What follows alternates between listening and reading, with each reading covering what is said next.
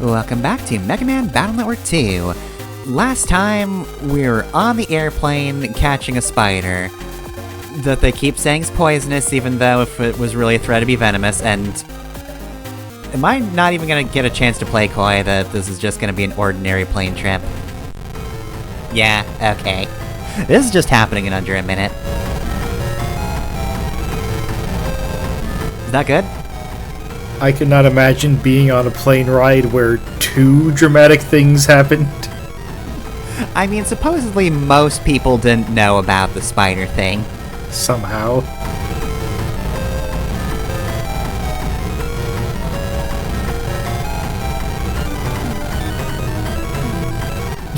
Lord help us! Are there any net the battlers on board? It's a fucking gag from Airplane! Everything is fine, there's no need to raise any alarm. Also, does anybody know how to fly a plane? Alright, well, I guess Chad must have been catching a different flight, because he's not on board. So we're the only net battler available. Alright, let's just charge forward and see what's wrong, because it feels like a lot of stuff.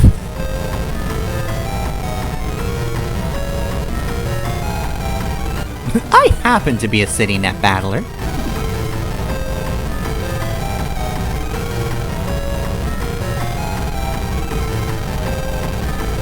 God damn it, there's a fucking bug on the wing. There are 2 or 3 airplane stories and they keep getting recycled. Alright, so, we're just gonna hop straight into the next dungeon of the game. The airplane computer. This music is certainly doing something.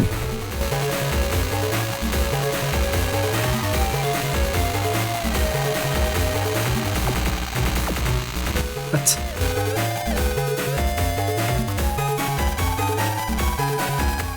Yeah, I'm fine, but my body's being overwhelmed by the magnetic force. Other than that, all good.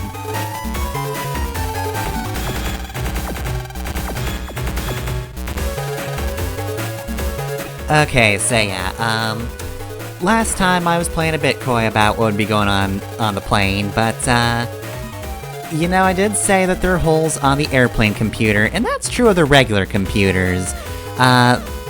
In this system, however, things are a little bit different.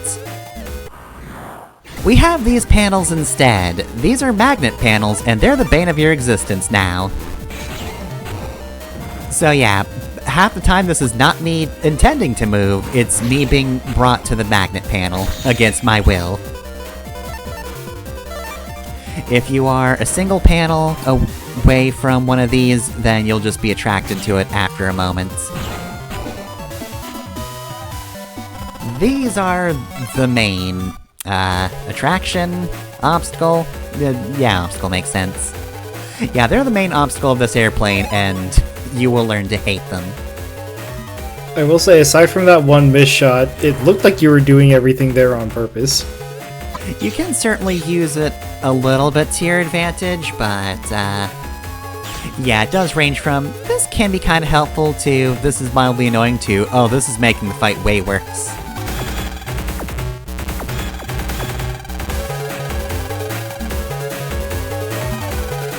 So yeah, we need to demagnetize the plane. The magnetic force in action in the overworld is basically just you get automatically taken along certain paths. So, blue moves one way, red moves the other. So yeah, fairly simple puzzle overall, but this is definitely, quite the maze. The good news is, if you have trouble finding the mystery data, eventually the magnetic areas will be less of a problem. Well, time to destroy a man.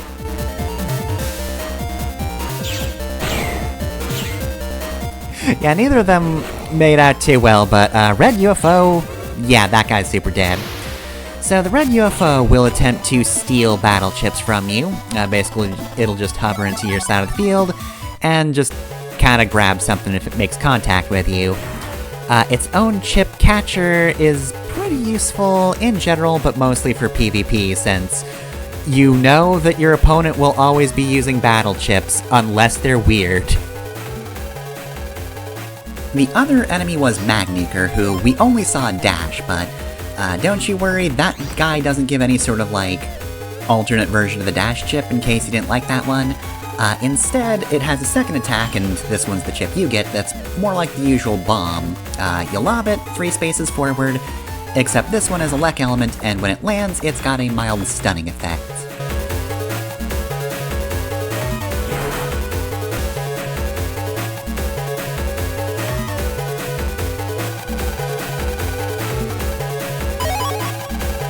And, oh, Grass Lane. Yeah, so they give you that here, and you're really gonna need it. It's sort of a smaller version of an area effect chip, so there's something like Grass Stage, but that makes the entire battlefield into grass tiles. This is just a line. Whatever line you're on turns to grass.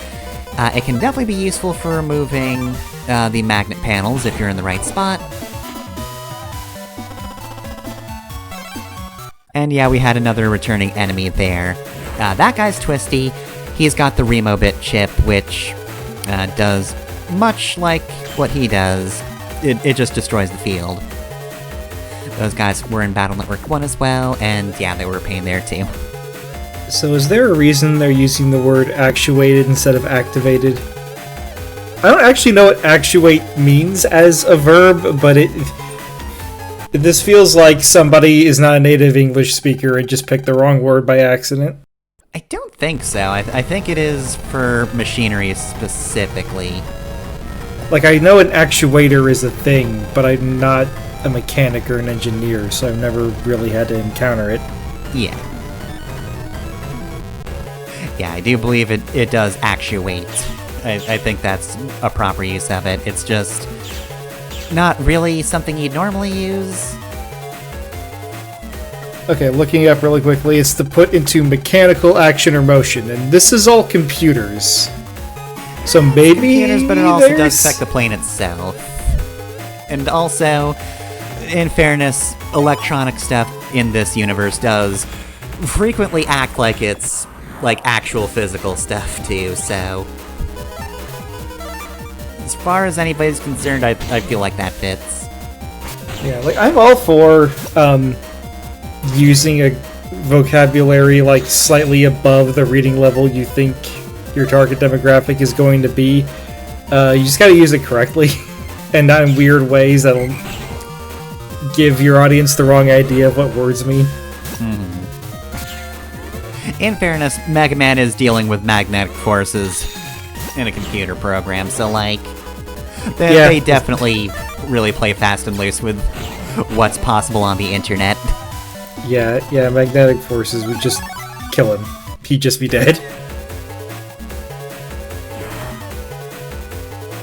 Is that still a thing? Are electronic devices still susceptible to magnets, or did they, like, fix that somehow? I would assume they would still be. It's just, you know, who's going to try doing that actively? You have no reason to, and it's a bad idea.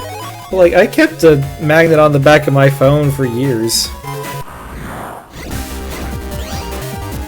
Oh god, yeah, so Sparkler's just the usual satellite enemy, but faster. On one hand, we don't have any objects that can spawn into the field, so it can't rotate around anything. On the other hand, magnet panels.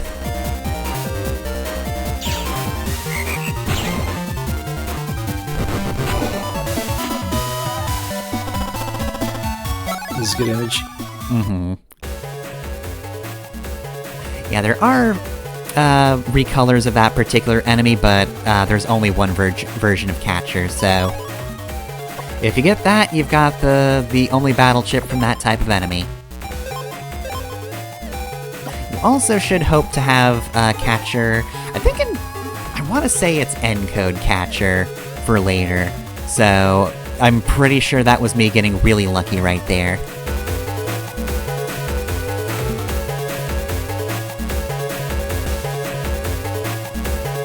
Alright, also some bits of data are either impossible or, at the very least, a little too annoying to get before you do start deactivating some of these magnet forces.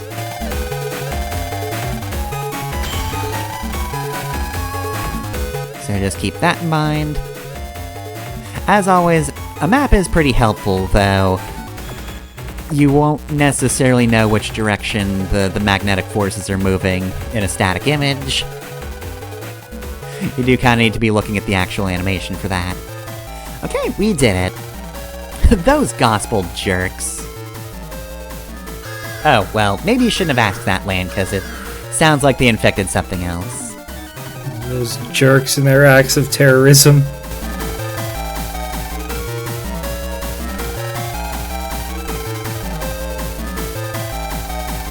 Oh, cool! Wow, those jerks. Those big meanies killing everybody. So yeah, we only have this one computer to go through. It just has a lot of sections. They all kind of lead into one another, at least. But yeah, you're kind of in this one for a long haul. There's a reason that we got a mystery data with an energy in it earlier. It's because you might need healing after a while.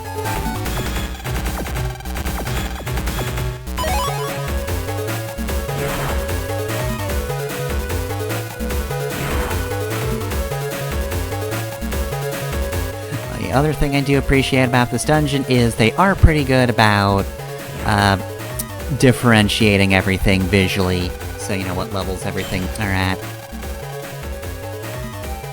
In general, this game is pretty good at making the colors of different levels different, so when you are looking at it overall, it's not so confusing to figure out what's where. Oh no, I'm just going to shoot all of my problems away, thank you very much.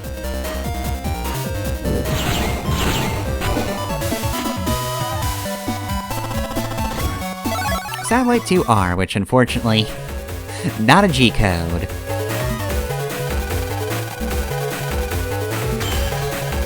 Okay, so I've already got the red and blue demagnetizers activated, so all we gotta do is find the end goal, and we're done with this section, which is good, because yeah, pressure's going down. We do not want to die of oxygen deprivation, or oxygen sickness or whatever, so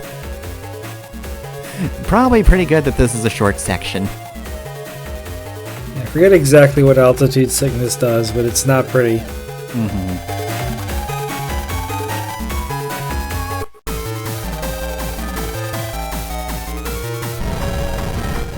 Oh no, the throttle isn't responding. Can't you ever give me good news?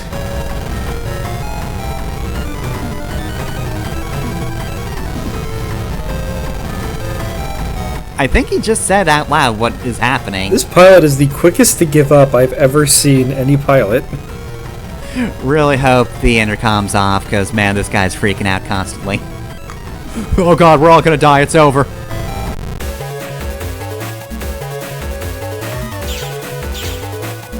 So yeah, had you not asked about the release date of this game last episode, I was definitely going to bring it up here. Because yeah, we were already having problems on an airplane, but now it's just straight up, some NetNavi is hijacking an airplane. I am very surprised this game came out in America. We're very touchy about that particular subject. Yeah.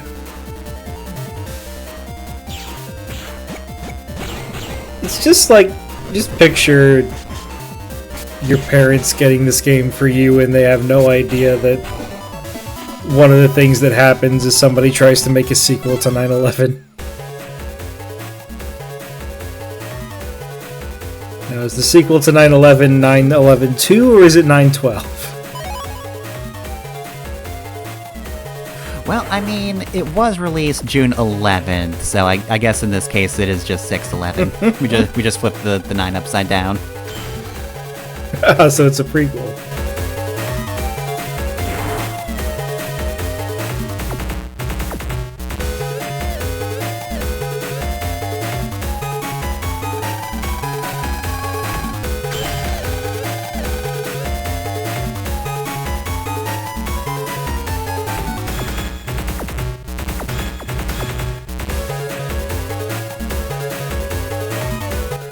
I remember, I think it was after we'd done an episode at one point, but you mentioned that some people wonder if this game was played for its rating, and then you didn't look any more into it, which is good, because there's a lot of things that people could use as proof of that. I'm glad you didn't spoil yourself. Are we out of the woods on this crashing crisis? Probably not. What is up with the fucking script of this game? Ready for landing protocols. What's up? We can't land. Oh right, I forgot. This isn't a car. There's no landing gear in this mode. This is the worst fucking pilot. I hate this man. I always wanted to be a pilot, but I was not ready for the dangers of being a pilot.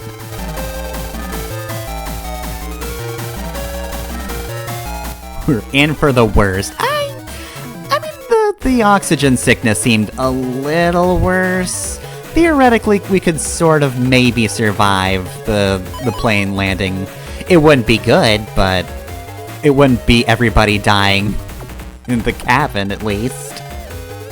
But yeah, no, I'm not normally one to be like, oh, well, they couldn't have played this for the rating, because that's not too many degrees away from, like, were they on drugs when they made this? You know, that sort of thing, but in the case of Battle Network 2, I do actually legitimately have to question, did they just assume it would also be an E rating from Battle Network 1?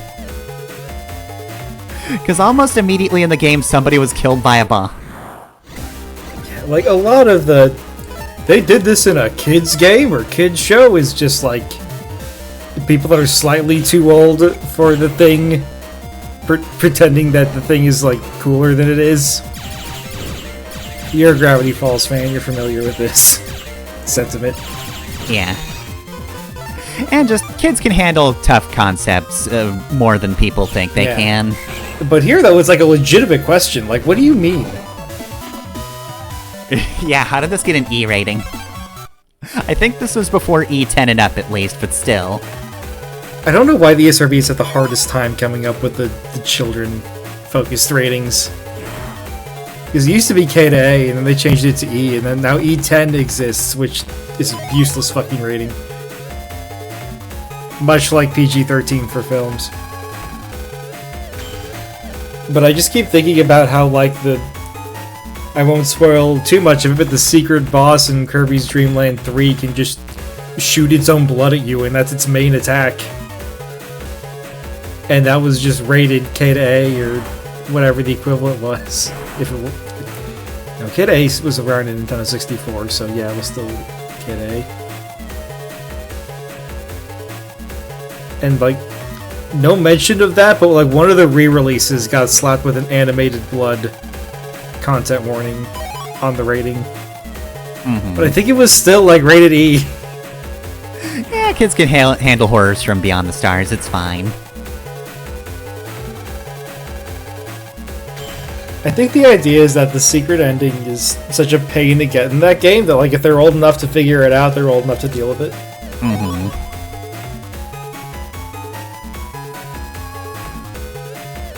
Yeah, and at the very least, that's at the end, so, you know, you can just assume, like, yeah, somebody on a busy schedule would just be like, most of this looks fine. I'm sure the rest of it's like this. Yeah, but this one, as you've said, opens with a fucking... You have outlived your usefulness, so we're going to blow you the fuck up. Your plan to ransom a child by making her pass out in her own house with gas, yeah, that failed. Perish. Fucking shocker-ass approach to your enemy. Your underlings. Alright, so yeah, I am showing the setup on screen. I'm defaulting with Grassline, because I'm gonna need it here.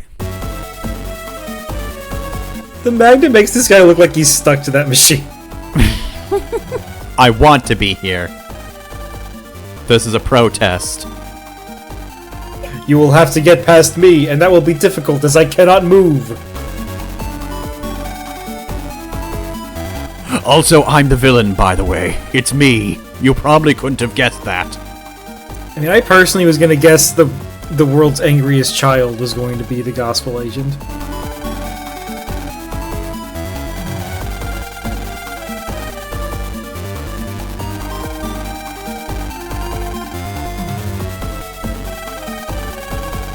My brother Chuck was taken in by a rich family. Can't you just do that?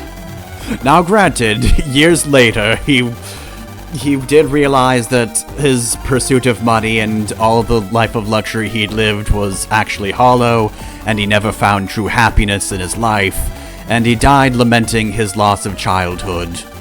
And everybody thought that he was just talking about a woman, but no, talking about the sled that represented his childhood, which, I will admit, I left out in the snowstorm and kind of broke it the next season because it was a little worn. Where was I? Oh right, society bad. I'm going to kill a plane full of people.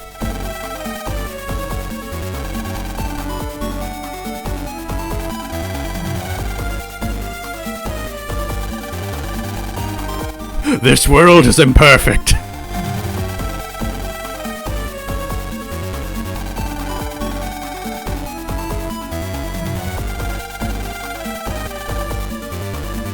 So this guy is stalling for time, right? Why are we letting him talk for this long? We literally let him give his life story. Yeah, we were like 5 minutes away from the airport. And that was before we started this section.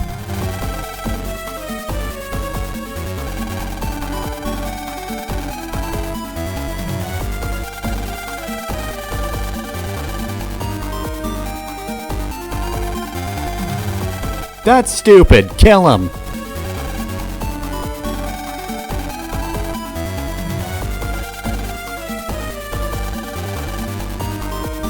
Alright, so, Magnet Man might be the most annoying boss in the game. Oh, why is that? Yeah, he's got a line of magnet panels right in the center. Meaning, yeah, you will always be drawn to the middle, and he's got attacks that work like the ratty enemy's little attack that will basically move forward until it's by you, at which point it'll turn in one more time to try and get you. He will eventually re-establish the magnet panels. However, as far as I can tell, whenever he does this, it's always in the top area. If you try to remove that too, maybe it'll be in a different spot the next time, but honestly, magnet panels on the top are kind of helpful. They make the battle go from, oh god, this is annoying, to at least a little bearable. Because you actually have control of when you get magnetized when it's like this. So yeah, he's got this tracker attack, he also had the magnet orb attack, which also follows you.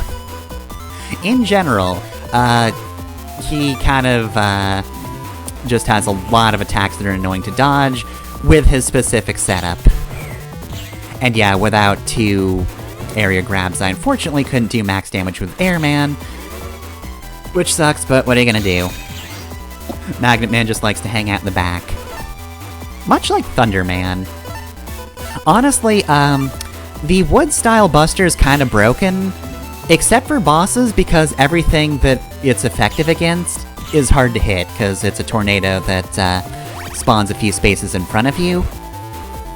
It's a multi-hit attack, so it's very good for damage, but yeah, no, for the things that are weak to it, most of them are just set up where you can't get them. Because Toadman doesn't always hang out in the back. Will run if you get in front of him. Hey, who's that on the left? Yeah, so this is an attack where he basically just makes 2 versions of himself, so they just hit the middle. Fun fact about this one, if you can't interrupt him, the blue one doesn't actually hurt you if it touches you, it's only by crushing you that that attack does any damage.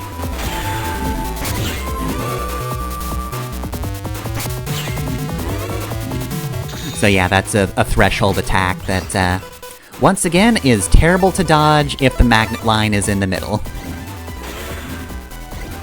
Also, if you hadn't noticed, yes, the magnets do just kind of spawn regardless of what he's doing, so he can kind of just do whatever while they're spawning. Yes, that sucks too. In general, this battle's a pain.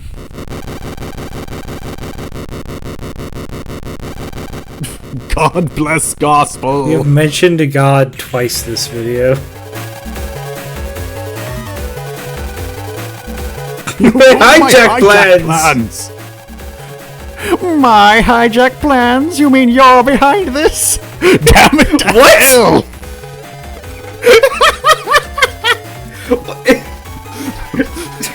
Do you know who I am? Let me announce my name to everyone so I will be super arrested.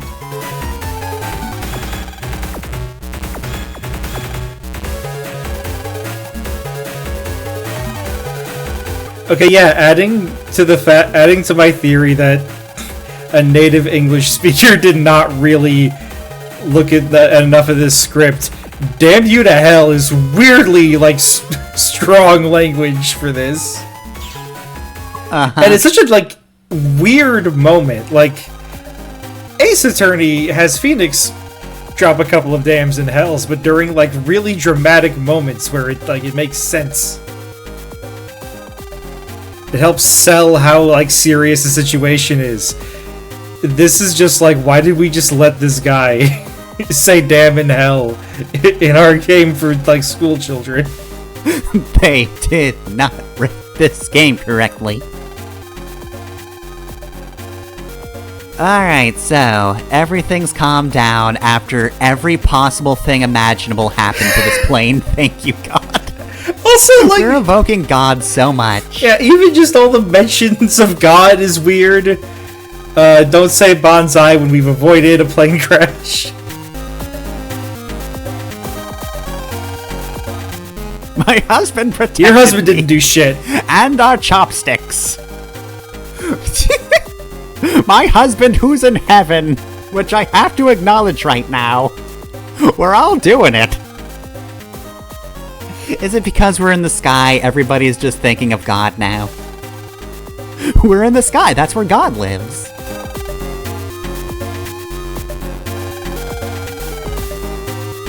Oh good, they didn't give her a dancing related line. They just let her be normal.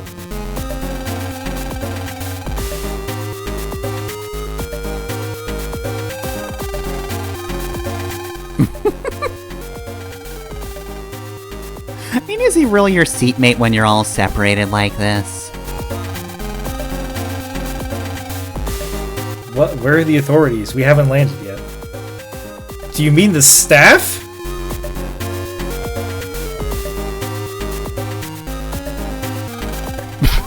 The Lord saved us! This is just how... It's because of Jesus Christ that we are saved! This is just how Capcom thinks Americans talk. I mean, we're not the miracle boy. Jesus is the miracle boy. I don't want to hear anything from this pilot ever again. Well, good news, he's never appearing again. Good, he sucks as a pilot. Truly, this is a man without any sort of cabin side manners or chill whatsoever. A poster case of never letting doomers have any important job where people's lives are on the line. Otherwise, you'll need an 11-year-old to save you instead. Alright, so now we're back for real. It's not a dream this time. We're back on land. Thank goodness, I never want to be in the sky again. And I'm sure Land's happy to not be in a foreign country. Yeah, we gotta stay on land. Nothing bad will ever happen to Land when he's on land. Get them bones a-walking! Because I decided this guy reminds me of Toby Determined, I forgot he's not actually a reporter. He's just an etymologist. He is a bug man. Why is he arresting this guy? I feel like maybe he's secretly a cop or something, or either that, they just let him walk out with the rest of the authorities. That's right. By day, I am an insect collector, but by night, I am an undercover police officer. No one suspects me. Have you been to Notopia? No, it was sucked. It was awful. I hate this town. I hate everything that's happening in this game. I'm never gonna go overseas again. I only trust Lectopians. I don't know what it is, Everything in this video game feels so much more dramatic to Lan. Or feels like it should be compared to the last game. The last game opened with somebody trying to burn his house down. Yeah. You thought that said Roblox and I was about to start screaming. Dex, no, absolutely not. This is the good cyber future. Roblox died long ago. It died in the same state it was when this game released, long ago, when it was just a weird Lego knockoff game, and not the child exploitation machine. Boy, lady. You said it.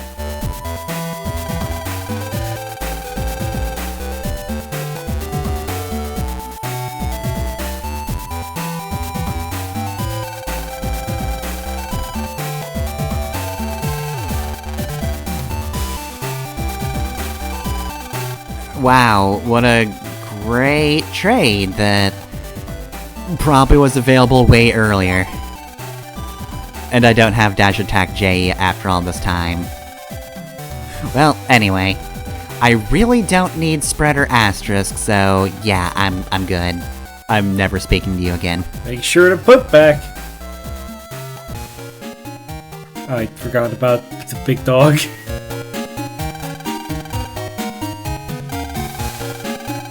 Awful. It was the worst. Oh yeah, you have a present, but basically everything tried to rob and or kill me. We got 10,000 zennies, that's actually really good. Thank you, rich friend. Yeah, this is an aspect of Japanese culture that is stressful to me, is the amount of people who just will expect a present if you come back from a trip. Mm-hmm.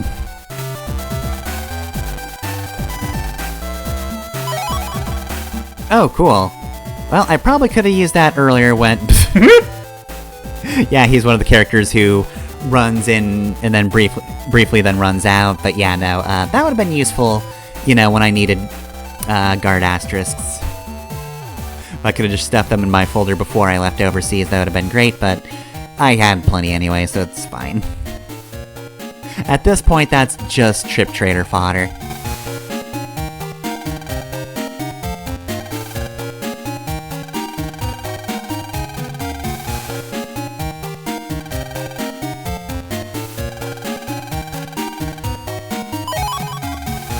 Alright, recover 150. Did Lan buy these gifts on screen? And I just don't remember. Yes. It's actually an optional thing. We were talking to an NPC at one point for a bit. We were probably talking about Lan being racist or something while we were doing that, but yeah. Yeah, I was probably hooting and hollering about the many microaggressions in this game. But yeah, once you're done with all of the castle stuff and you're about to leave, there's the guy near the hotel you can talk to for all three of them. You must be exhausted. Yeah.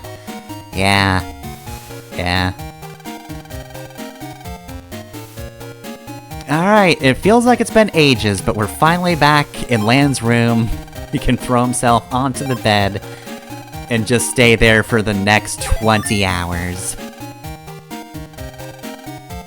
You know, at the start of that trip, I lamented how it used to be easier for kids to fly by themselves on airplanes, and then the game decided to prove why that shouldn't happen. Mm-hmm. Yeah, every part of this trip would have been slightly better if we had an adult supervisor. But we didn't.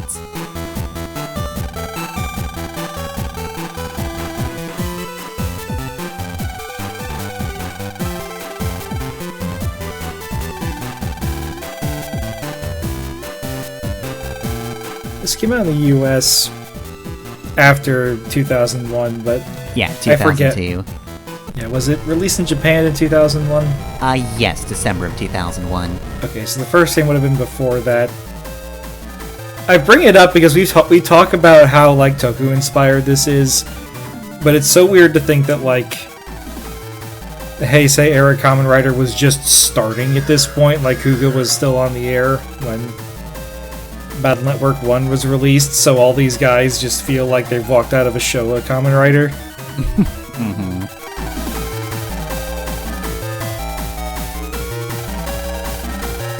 Alright, well, seems like some disasters have been starting, but, we won't focus on that. Next time on Battle Network 2, let's do some side quests.